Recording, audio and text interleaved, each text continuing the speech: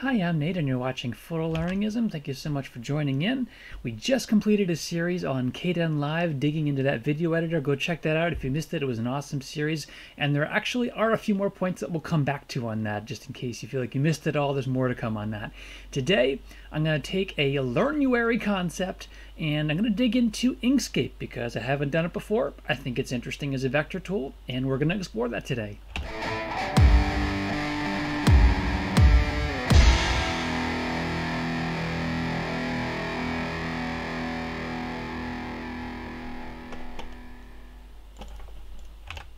So once again, I'm Nate. This is Photolearningism. If this is your first time joining in, I do a lot of work on this channel to surface the cheap or free art technologies so that you can know about them and make good use of them, and also be a part of a larger community of learners, just to see what's out there, to see things used and get some information on how they function and how well they function.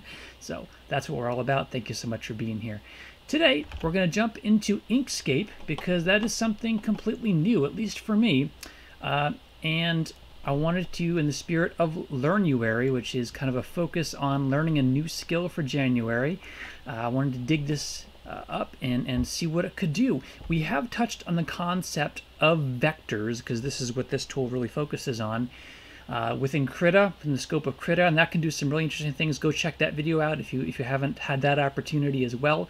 But for this tool, there's some really interesting things you can do with vectors.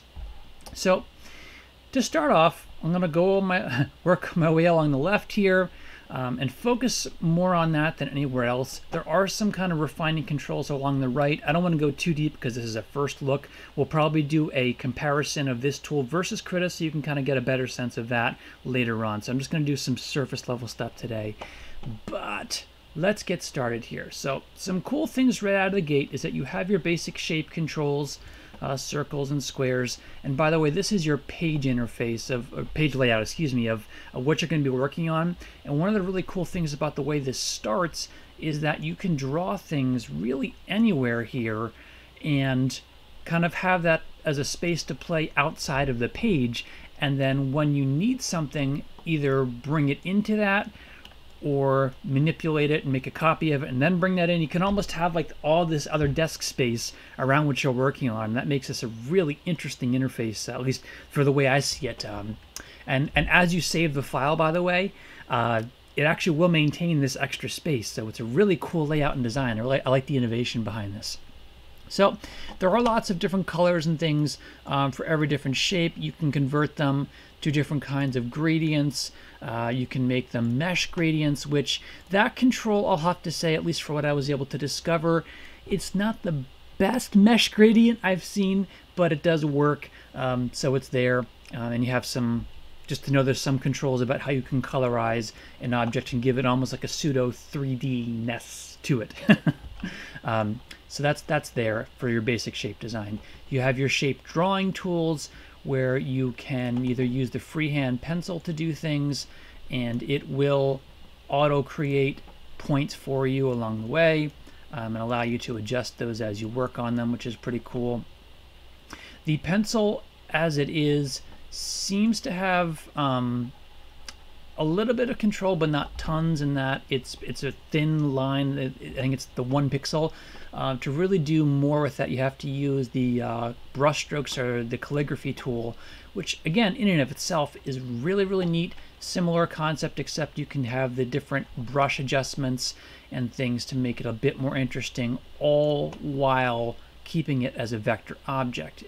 So to explain again what I'm doing up here is, this is the general selector, by the way, on top, in case you haven't used this tool before, this arrow.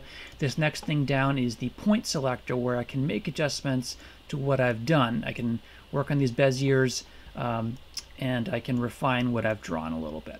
All right, so those are those first two tools. The shapes are pretty straightforward. This is pretty cool, continuing the shape theme here, in that you can create, again, pseudo 3D objects within the workspace. It's a little bit out of scale. I'm going to back up here so you can kind of get a better sense of this. But it already creates things with a sense of perspective, and I can change that perspective just with changing the angle on things, which is really cool. And what's also really neat is I can add in additional objects, and Inkscape is going to make the leap and assume that I want to maintain the same focal point, the same perspective.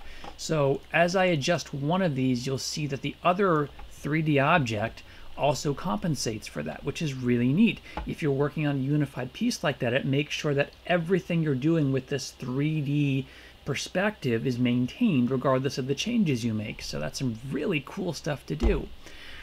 You can modify the colors and things. Just know that you actually have to select an individual face of that 3D object to really play with that. You can select the whole object, but know that if you change the color, it'll change all the colors at once. So a little caveat there. All right, but it's so cool that it actually works. All right. Other things to look at here. Text is pretty straightforward. I don't really feel like I need to demonstrate that so much. We've all used text before. There's some tools here for editing the gradients and things, the points and the Beziers, picking colors. The fill, again, let me just create a basic shape here that we can work with. Fill is another straightforward thing where you would pick a color to work with, and that's going to work on the object that is selected, or you can fill an object that is enclosed. Like if I were to draw a freeform object and use the paint tool, it would work for that. Okay, so this next tool is really interesting. This tweak objects by sculpting or painting. And there are a lot of different choices on here where if I just want to knock something out of the way or make a path through my objects, you could do that. Or it does have kind of the sculpt idea in effect here where I can kind of manipulate my objects with some clicking here. I'm going to select it, and then I'm going to see if, there we go. After I select it, and then I can play with this with the points that are in there. But you can make some adjustments to the object to add in more points. For example, if I were to work on this and institute a curve using the nodes and paths tool, what I can now do is I can make more manipulations now based on that new adjustment I've made, and that introduces more nodes of availability. Okay, so you can kind of tweak and sculpt an object. Once you've drawn it, you still have a lot of flexibility. Even if there's no nodes or points to work from there, you can make a lot of adjustments and make refinements to those things and shape it into what you want it to be. So really cool functionality. This is another cool one here is spray objects. And what I love about this is I mentioned you have this whole larger workspace. It's almost like you could imagine that as your tool space around, your true tool space. And let's say I wanted to craft something that I wanted to reuse in a lot of ways. I'm going to select it on my desk space here, and then I'm going to use the spray tool, and I'm going to use this mode here to spray clones, and watch what happens here. As I do that, you'll notice that it's actually treating it kind of like a brush, which is really interesting. And you can add in some variance and some scale differentials so that as you start spraying this, you could reuse it. Let's just say that I wanted to make a whole forest of trees, or I wanted to make a whole flock of birds based on one vector that I've created. You could add in some variance here and just bulk paint that with this spray tool, which is really interesting. So I really like the idea and the innovation behind that, where you could rapidly paint with vectors, no less, with this tool.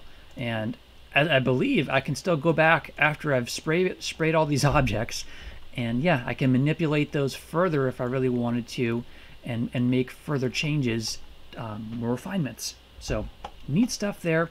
There is an erase option as well. This gets a little dicey in that it works, but it seems like it struggles a little bit to keep up with the erasing. You'll notice what happened there where it kind of left some relics and some artifacts. I have not found a way to make it more consistent because it kind of seems to be trying to guess its way around the nodes and things. And it does have some value with some work. You can kind of clean up carefully what you're doing. But it does seem to struggle a little bit, especially with complex objects, erasing. I think it's a little bit better in a lot of ways just to simply either add the nodes and then manipulate the object.